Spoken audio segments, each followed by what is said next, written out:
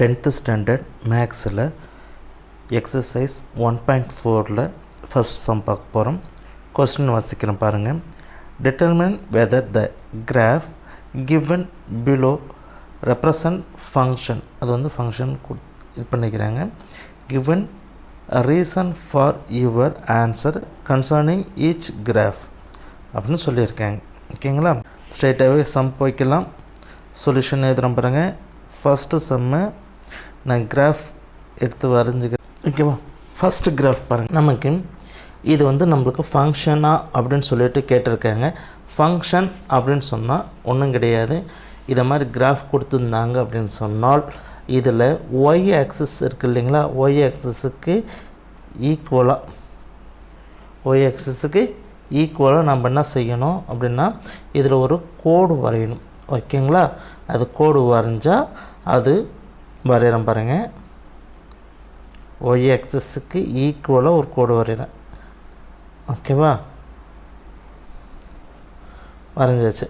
அப்போ இப்போ இந்த கர்வ் லைன் வரைஞ்சிருக்காங்க இல்லையா, அதில் வந்து ஒரு இடம் 2 இடம் 2 டைம்ஸ் பட்டிருக்கு. ஸோ 2 டைம் பட்டால் அது it is not a function. ஓகேங்களா? அதாவது இந்த படம் வரைஞ்ச இதில் நம்மளுக்கு வந்து 2 டைம்ஸ் கிராஃபில் வந்து ஒய் ஆக்சிஸ்க்கு நேராக கோடி வைக்கும்போது 2 டைம்ஸ் படக்கூடாது. செகண்ட் பாயிண்ட் பாருங்கள். அப்போது இதுலேயும் நம்ம அதே தான் ஒரு கிராஃப் கொடுத்துருக்காங்க. அந்த கிராஃபில் ஒய் ஆக்சிஸ்க்கு ஈக்குவலாக ஒரு கோடி வைக்கணும். ஈக்குவலாக கோடி வைக்கலாமா? கோடி வச்சாச்சு. ஒரு இடத்துல தான் பட்டிருக்கு. சரி, மைனஸ் பக்கம் பார்த்து ஒரு கோடி வச்சு பார்ப்போம். மைனஸ் பக்கம் கோடி வச்சாலும் நமக்கு ஒரு ஆன்சர் தான் வருது. ஆக்சுவலாக இப்போ நமக்கு ஒரு இடத்துல தான் டச் ஆகிருக்குது, 2 இடத்துல டச் ஆகலை. ஆனால் இதில் பாருங்கள், ஒரே கோட்டில் 2 டைம் டச் பண்ணியிருக்குது. ஓகேவா? இப்போ இது வந்து இட் இஸ் எ ஃபங்க்ஷன்.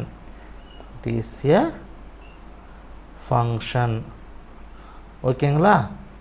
நம்மளுக்கு ஃபங்க்ஷனான்னு மட்டும்தான் கேட்டிருக்காங்க. நீங்கள் ஒரு கோடுக்கு வைங்க, அந்த கோடுக்கு வச்சத்தில் ஒரு டைம் டச் பண்ணியிருந்துச்சுன்னா அது வந்து ஃபங்க்ஷனு, 2 டைம் டச் பண்ணிருந்துச்சுன்னா it is not a function. சம்மில் அதேமாதிரி ஒய் ஆக்சஸுக்கு ஈக்குவலாக ஒரு கோடிக்கு வைப்போம். ஓகேங்களா? நீங்கள் எந்த பக்கம் வேணாலும் கொடுத்துக்கலாம். ஃபஸ்ட்டு குவாட்ரண்ட்டில் கிச்சாலும் சரி, செகண்டு குவாட்ரண்ட்லேருந்து கிச்சாலும் சரி, நம்ம ப்ளஸ் பக்கத்துலேருந்து கிச்சாலும் சரி, மைனஸ் பக்கத்துலேருந்து கிச்சாலும் சரி, எப்படியாவது நம்ம ஒரு கோடி கிழிக்கணும். ஒரு கோடி கிழிக்கிறேன்.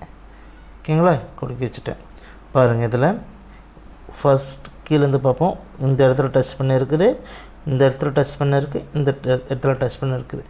ஸோ 3 இடத்துல டச் பண்ணியிருக்குது. அப்போ 3 இடத்துல டச் பண்ணியிருந்ததுன்னா அது வந்து ஃபங்க்ஷன் கிடையாது. Not a function. ஓகேங்களா? சம் பாருங்கள். ஃபோர்த் சம்மும் அதே மாதிரி தான். ஒய் ஆக்சிஸுக்கு ஈக்குவலாக நம்ம ஒரு கோடி வைக்கணும். ஒய் ஆக்சிஸுக்கு ஈக்குவலாக நம்ம ஒரு கோடி வைக்கிறோம். கோடு கிச்சதில் நமக்கு ஒரே ஒரு இடத்துல தான் டச் பண்ணியிருக்கு. ஸோ ஒரு இடத்துல டச் பண்ணியிருந்தால் அது என்னது? ஃபங்க்ஷன். Is a function. இது எக்ஸசைஸில் கொடுத்துருக்குற சம்மு வேறு, எக்ஸாம்பிளில் கொடுத்துருக்குற சம் வேறு. ரெண்டத்தையும் பார்த்து குழப்பிக்காதீங்க. எக்ஸசைஸில் கொடுத்துருக்கிறது ஃபங்க்ஷனான் மட்டும்தான் கேட்டிருக்காங்க. நம்ம ஃபங்க்ஷனான் மட்டும் எழுதிட்டால் போதும். ஓகேங்களா? ஒரு டைம் டச் பண்ணியிருந்தால் அது ஃபங்க்ஷன், 1க்கு மேலே டச் பண்ணியிருந்தால் it is not a function. அதை மட்டும் நோட் பண்ணிங்க.